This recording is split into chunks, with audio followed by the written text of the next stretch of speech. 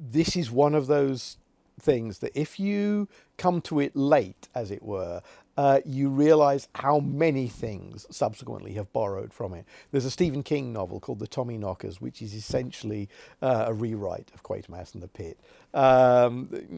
John Carpenter's movie Prince of Darkness, there's a lot of Quatermass and the Pit in that. And it's one of those things where I know Nigel was rather ambiguous about the way other people drew on his ideas. I always felt, well, he'd drawn on other people's ideas first. Yeah, it's a process. It doesn't just end like evolution.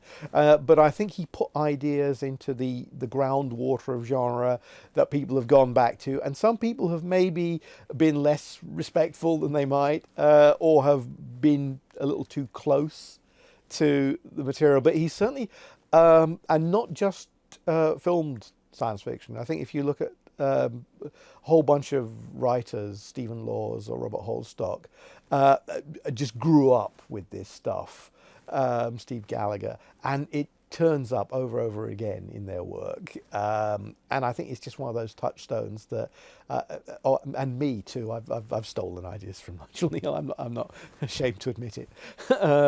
And so it is one of those things that it's always going to be there, and particularly in Britain. I think because Quatermass was a British franchise, every time they've talked about remaking it, I've tuned out as soon as they say, "Oh, and we're going to set it in New York."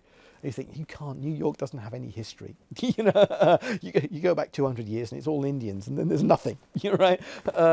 But I know, that there has been a touchline, and I think that Quatermass kind of has to be a British story. He's sort of ours. It's like, we don't make Superman set in London, do we? It's like, there's a feel there that it's something that we should stick with.